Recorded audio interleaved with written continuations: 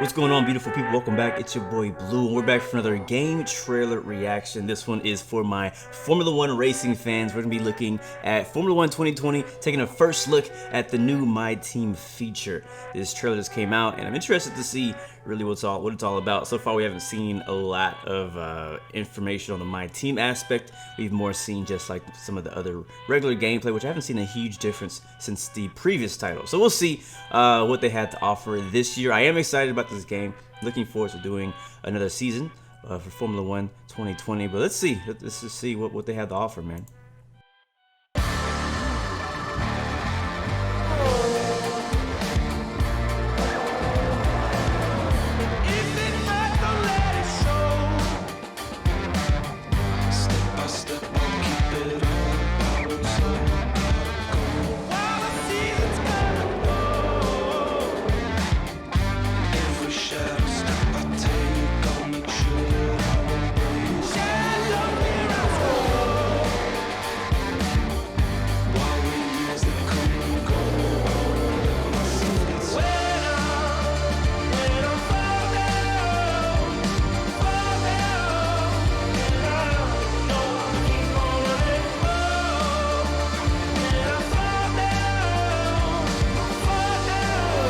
Wow.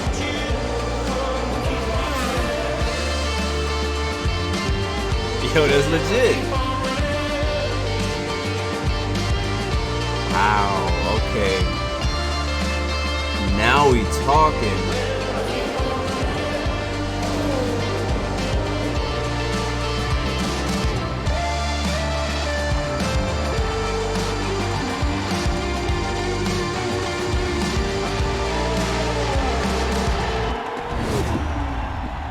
Okay.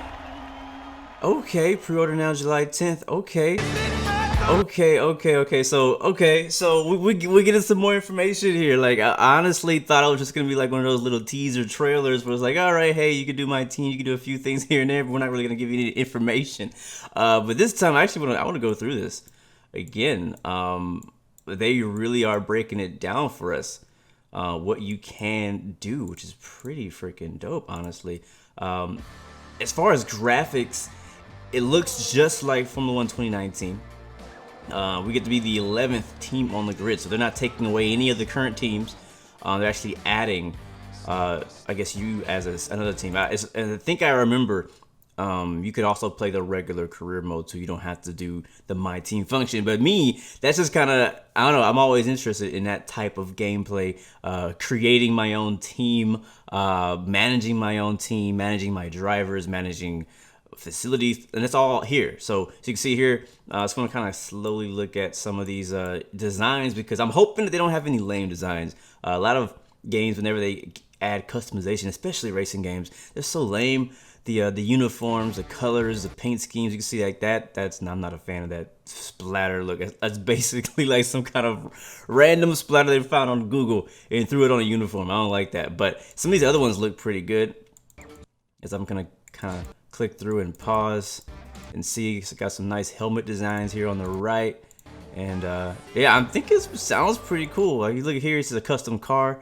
It's like he's running the number 24. He has a few sponsors on there. Obviously, none of these sponsors are probably like the real Formula One sponsors, but I guess probably some other companies that Codemasters maybe partnered with, or maybe some made up ones. Like, again, I'm not a fan of that paint splatter look. Like, I like that on the rally cars. I like that on the rally cars, but I don't think that fits into the Formula One. Like, it just doesn't look classy. It doesn't look, I don't know. I don't see a corporate company buying in on a paint splatter paint scheme. But these don't look bad. They don't look bad. I assume, kind of like last year when they first brought in some of the customization for cars into multiplayer, I could definitely see if you pre-order or you buy like the deluxe edition, you'll probably get some special paint jobs that you won't get. So these don't look bad. I'm not against a lot of these paint jobs. I think if you just take some of these templates like that, I like that one actually a lot. That it's like a royal purple. I think if you put some gold in there, like substitute the orange for gold and the blue for something else, it'll look really freaking sick. Maybe white or black. I'm a big fan of like dark colors. So, but yeah, some of these paint schemes look nice. I like it. You can definitely tell that in the last year, like they probably just built upon like the last couple of years, which they always do. They always build upon the last games because it's a yearly thing. They always bring a new game every year, and they continue to make it better. Last year, they made a really cool Formula 2 career where you go from Formula 2 to Formula 1, and then you build your way up through Formula 1. And now they're adding in the functionality to customize your team and have so much control. Like oh wow, I like that paint scheme a lot. That red, white, and black. That looks sick. Reminds me of the Netflix series Drive to Survive. Choose your engine supply. Like, this is freaking dope. I like this. It's the Renault, Ferrari, Mercedes, and Honda engine. Just look at it. You can see the Honda engine is actually the cheapest, even though it's probably better than Renault, which is at $2,700,000. And you got Ferrari, and you got Mercedes. Which I'm actually surprised the Ferrari engine is more expensive than the Mercedes engine, even though Mercedes has been winning all the championships lately.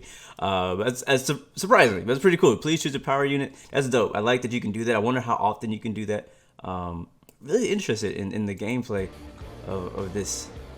Again, I like that paint scheme right there. Select your team sponsors. Definitely. Let's take a pause again and see what sponsors are available. You got Xenon Dynamics, Blue Star, Loop, whatever the heck that is. I don't know if these are all made up or if these are real companies. They're probably made up.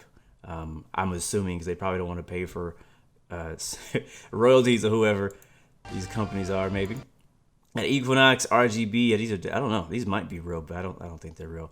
They have some pretty nice looking logos though. But Slingshot Fuel, very nice. I thought I saw in some of the previews, like I saw like Mountain Dew. I could have swore I saw some real logos. Maybe it hasn't been finalized, but I could have sworn in an older one I saw that. So you got sponsor select. So obviously, let's see how this works. So finish 5th or better in Constructors Championship. Weekly income 197.8K. Goal bonus 4.6 million if you reach the goal. Goal bonus and weekly income increase with each team acclaim level. Okay, so that's a new thing. Acclaim level. That's something we didn't have before. And that signing bonus is $5 million. So very interested to see how that works. That's for Distort, or however you say that thing. But very interesting. Kind of like how we would expect it to be. You know, it's kind of like a goal-driven sponsorship program. So if you perform to the goal standard, you get the goal bonus, which is 4.6 million. But you also have the signing bonus of 5 million. Or you could go with like a lower signing bonus and, well, actually in this case you actually don't have a higher goal, but it's probably easier to accomplish the goal, you know. But some of them have like a higher risk, higher reward, lower risk, lower reward kind of system. But I like that. I like that they're including that in the Formula 1 2020. So interested to see how it is. Here, hire a teammate. So this is interesting. You see as it goes through some of the major F1 drivers, you have Leclerc, Bottas, Verstappen, Ricciardo, Albon, Russell, and then a bunch of other names too. You even got Schumacher in here, Giotto. See, Pierre Gasly. See, this is all the current F1 drivers, but there's also some other people too that you can hire. I'm also wondering if you do, like for example, if I decide I want to hire Max Verstappen for my team, which would cost me 10.5 million in contract cost. He's probably the cheapest of the top 4. And who would take his seat? Who would they put in place in my career? Who would they put in place of Max Verstappen? I wonder how difficult it is too. I hope it's not too easy. You know what I mean? I hope you actually really have to work to earn enough money to hire some of these top drivers. Because I may be a low budget team and I can only hire somebody like Carlos Sainz for 6 million, or Pierre Gasly, or even Nick De Vries. That's probably a real driver. I'm not sure, but he's only 2 million, a rating of 66. And also, if the rating is so low, like how bad are they going to perform? You know what I mean? Like, are we going to be a backmarker car? Are we going to be a, you know, one of those teams in the back? Like, how's that going to work? I'm really curious now. I was not that curious before. This trailer really made me curious. Let's continue. And seeing some more Antonio Giovinazzi. See his rating, XP, RAC. I'm not sure what that means. Awareness, I think is what that is. Pace 79. And you can see that he is with Alfa Romeo for 4.5 million is the market value. Base salary 3 million. Buyout. So if you want to buy them out of their contract, you got to pay another 1.5 million. On the other hand, if you hire somebody else who's not an active driver, you know, over here on the left, his base salary is only 2 million, and there's no buyout because he's currently a free agent. But I like that. I like that you can compare. Very interesting new dynamic coming to the career mode. I'm very interested to see. Let's go back just a little bit. I want to see what was in that next screen. They really flashed it really quickly. What is this? This is corporate driver perks. Okay. Codemasters. Apparently that's who he works for. He has no rating at all. Well, who is this guy? Is this me? Driver perks, social media team, power mapping, media coaching, development feedback, rating, still same stuff here. He's on an 84-day contract, expires Monday the 28th of September. That's Grosjean. His contract cost is pretty low, so you could buy him out. Apparently he's not under contract with anybody, so pretty interesting there. Let's go ahead and continue. Got some more shots of the custom cars driving around the track. Buyer facility. Now this definitely caught my eye. I was like, what is the functionality here? And I'm sorry this video is going a little bit longer than I expected, but there's a lot more going on in this trailer that I want to know. I want, it's got to be hype. I want to know. I want to see. So you can see here, each team gets their own facility, or you can buy your own facility. And obviously, what happens in facilities. They do all the technical stuff. They build the engine. They build the cars. What can we do here? Is this just a cool like animation like right before the start of the race, or is I don't know. I'm just wondering like what all can I do in the facility? You can see the car being built. You can see the front office. I wonder if you customize this. Can I hire her? Can I fire her? Can I hire him? Can I fire him? Probably not. They probably didn't go that far. I'll be surprised they did. Here's another screen, another new look at the UI here. This is the activities screen on the overview. So this is the 20th of April, Monday. I got a press review coming up in a few days. Second driver PR training on the 22nd. Driver promotion filming. Interesting things they have on these calendars. And they have the Grand Prix on the 30th. About a week out, a little bit more than a week out. See, power department focus 3 days. Simulator training in 2 days. Driver promotion filming 1 day. So it has kind of like an easier way of seeing it here, I guess. Free time to use. So I guess you can kind of fill in your time with much productive things for you and your drivers between each race. So it looks like there's a lot more things to do in between races than there was before. I feel like we're going to spend a lot more time going through the menus, developing our team, developing our drivers. Because honestly, in real life, like the real hard work is done off the track. Obviously, the drivers do, they work their butt off training and racing, but the real hard work with the engineers, the team principals, the planning, the all that kind of stuff is happening between races. That's why there's like a 2-week gap a lot of times between these races, because so much goes on. Chassis building, 2 days, marketing strategy conference. I feel like it's going to be a mix between Formula 1, and Formula 1 2020, whatever the series, and Motorsport Manager, which I'm a big fan of Motorsport Manager. I love being able to control all that stuff. So anyways, department morale, you see we got that down here, powertrain, aerodynamics, chassis, durability. That's similar to Motorsport Manager. Each department had their morale. Each department had the things that they liked, that they didn't like. And the same with the older Formula 1 games that had that. Second driver statistics, which I assume they say second driver because you are the main driver.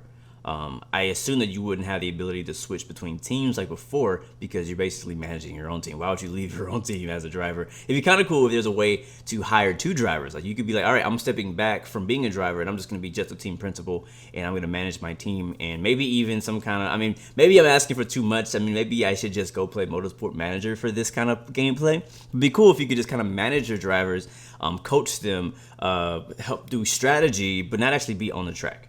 Now, I know that sounds weird. Some of you guys are like, I just want to race. Well, yeah, I want to race too, but I also kind of like the other style of gameplay where I could just kind of be the strategist. You know what I mean? I think that'd be pretty cool too. Anyways, lots of cool things. New menus we haven't seen before. Here's another one, facilities menu. So you can see the aerodynamics is a spec 3. I think they might be working on 4 out of 12. Powertrain, chassis, durability. I guess this is how much it costs to upgrade these things. You can upgrade your personnel. Marketing is always a huge thing in Formula 1. Weekly resource points, that's not new. Weekly running costs, that is new, because before we never really had a purpose for money.